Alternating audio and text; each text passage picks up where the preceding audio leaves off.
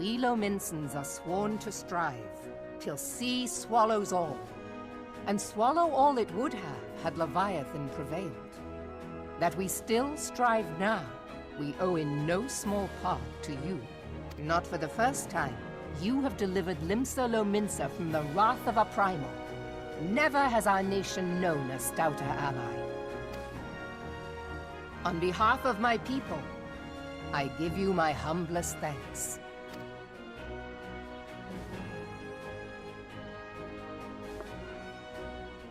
'Tis meet that I give thanks to old Mistbeard, too, for his fine solution. Whatever else he may have been, 'tis clear he was a resourceful soul. Would that I had a man like him in my service.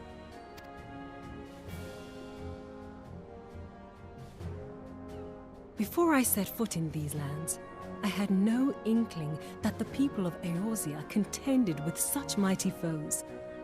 Suffice it to say, their existence came as something of a shock, as did the idea that they could be defeated. This experience has served to remind me of the vastness of the world, and the boundless potential of man.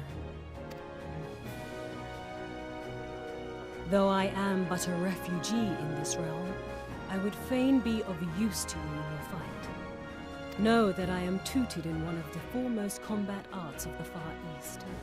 It may seem outlandish to the Eorzean eye, but should any of your people care to learn, I would be pleased to initiate them. And I will see to it that they are grateful. I have no doubt that your knowledge and skills will serve us well. Besides, your art is not so outlandish as you think. Would you not agree, Master Thancred? Naught escapes your searching eye, Admiral. Few are privy to this information, but Limsa Lominsa is home to a certain secret fraternity. Its members are trained in a form of combat not unlike your own. By my judgment, it should not be beyond such individuals to adapt to the techniques I witnessed you employing with such admirable deftness. I am heartened to hear this. I too noted a kinship between your style and mine own, though it seemed to me that you fought differently in the beginning. I suppose I did. What can I say? I'm a man of many talents. Though you may labor to believe it, Thancred was once something of a scoundrel who fraternized with the criminal class in these parts. Yestola! You jest, of course. But for a chance encounter with Alphino's grandsire, he might never have left Limsa Lominsa, or received an education in Sharlayan, or taken up his post in Uldar, which is where he trained in the blade, lest you wonder. Minfilia, please! It would seem there is more to you than meets the eye, Master Thancred.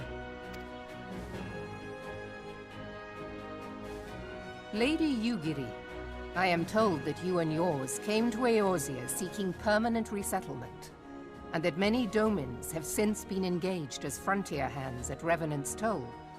Moderna is many things, but a place of refuge it is not. Know that I would like nothing better than to furnish your people with a new home here on Lominsan soil. Alas, racked by instability as we are, our nation is in no fit state to take you in. Yet I'll not have it said that we turned a blind eye to your suffering. Until such time as we can do more, I pledge to send provisions. We are in your debt, Admiral. I realize that it scarce qualifies as repayment, but if it please you, I shall set about sharing my martial knowledge with your people at once.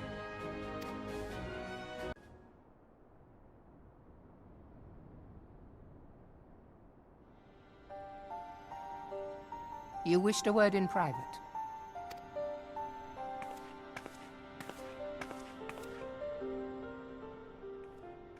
The better not to spoil the festive mood. History repeats itself, Admiral. As the kobolds did before them, the Sahagin resorted to summoning their god over a territorial feud. They acted in self-preservation. It may be that the Sahagin initiated this particular clash, but how it begins does not interest me so much as how it ends.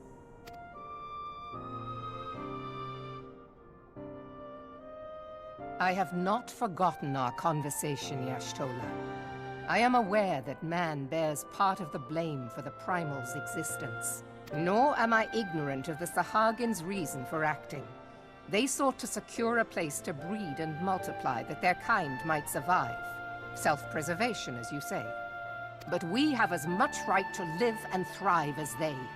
If our own survival is threatened, are we to lay down our arms and welcome oblivion? Nay. And so you kill, that you might live. Yet if living is a right, then that right belongs to all peoples, be they men or beastmen.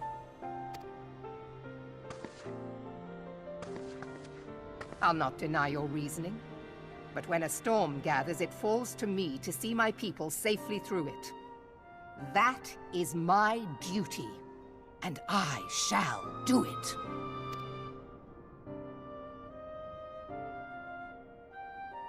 As must we all, Admiral. Stay the course, then. But know that it will lead to no good end.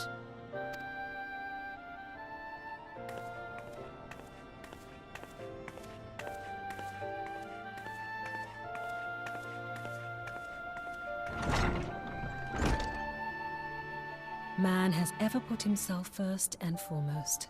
To justify his actions, he clads himself in the armor of righteousness, though it be a fancy of his own making. In this, mayhap the Garleans and we Domans are not so different.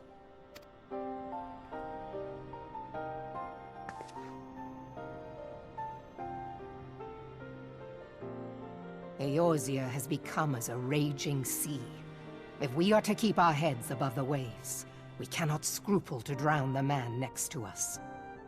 When hopes of coexistence founder, strength must determine who has the greater right to live.